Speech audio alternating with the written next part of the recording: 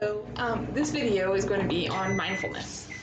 Never mind that. Mindfulness is a state of, anyway, mindfulness is a state of active, open attention to the present moment. This state encompasses observing one's thoughts and feelings without judging them as good or bad.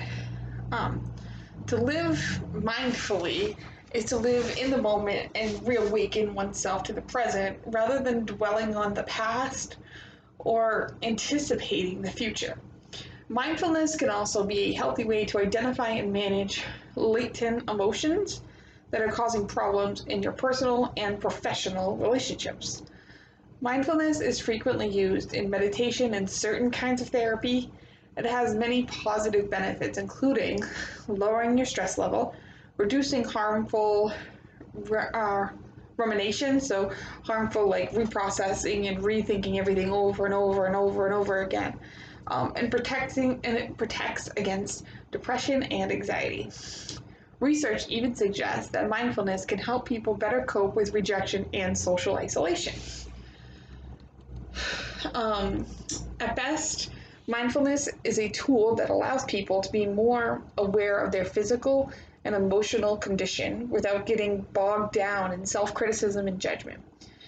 A person's experience of, I went too far. Reading too much. Rewind. Okay. A person's experience of time tend to be subjective, and heavily influenced by a person's emotional state. So something that might have happened years ago, they bring up today as if it happened just yesterday. Fears and insecurities about the past and the future can make it difficult to fully appreciate the present. The key is learning how to pay attention. So, in the beginning, for example, I wasn't fully paying attention to this video because I was making myself reheating up some healthy chicken enchiladas I made for myself. Mindfulness can take place through meditation sessions or smaller moments throughout the day.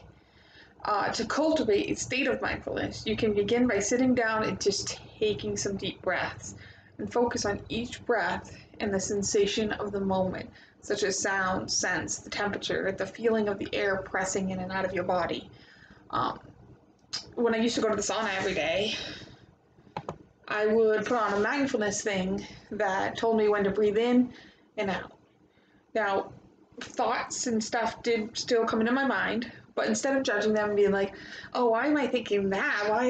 I'm just like, oh, that thought's there. That's nice. I'm just going to push that aside for now. It allowed me to really pay attention to my breathing, the sounds, the smells, the temperature of the sauna, and just really feeling the sweat dripping down my body. It was like the negative emotions were coming out through my pores, like the thoughts and stuff coming out through my pores and just dripping. I know, sorry, I was like the best analogy, but that's what it felt like. You want to make sure you shift your attention. So, for example, when I just said, allow each thought to exist without judging it or ascribing negativity to it. Sit with those thoughts. I didn't really sit with them. I pushed them aside for now just to clear my mind. But some thoughts that came in, I would just sit there and be like, okay. The experiences actually made a really strong emotional reaction.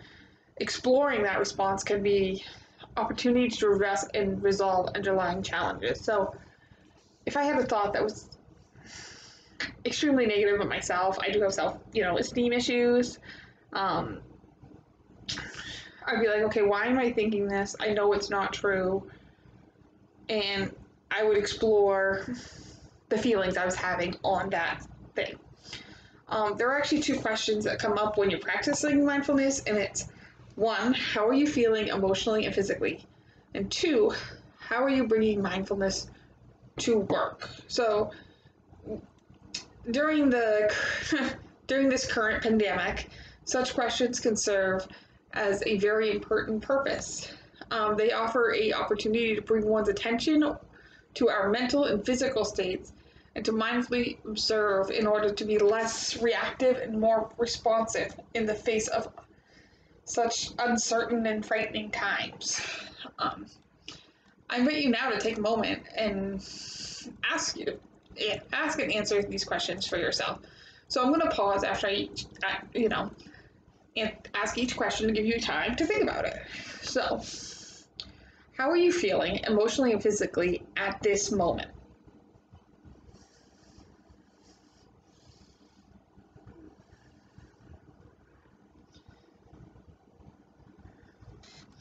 Okay, next question.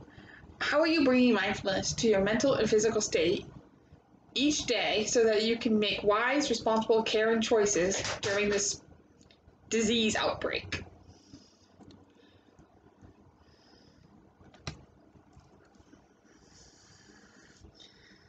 Okay, now, if you are someone who hasn't been affected by closures, work changes, or loss of income, life might be proceeding largely as usual, even if things aren't quite normal. But you may still be experiencing dread about what's coming. For others, life is anything but usual. You may be a college student who's been told to leave campus, but you can't afford a ticket home. You may be a parent whose child's school's been closed, but you still have to go to work.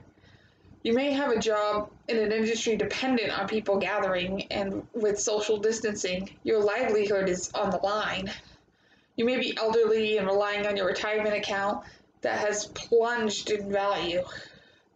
You may be an overwhelmed healthcare worker on the front line of care, and you may be coughing, feverish, and scared that you have a case of the virus yourself.